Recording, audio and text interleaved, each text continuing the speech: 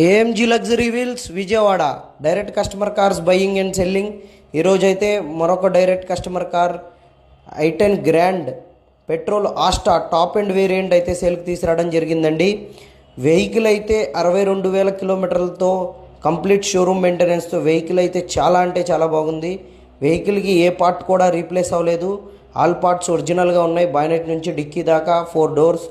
And ఈ వెహికల్కి వచ్చేసరికి push start, reverse camera, steering controls, automatic climate control AC అన్నీ వస్తాయండి. బ్యాక్ రేర్ ఏసీ కూడా ఉంది.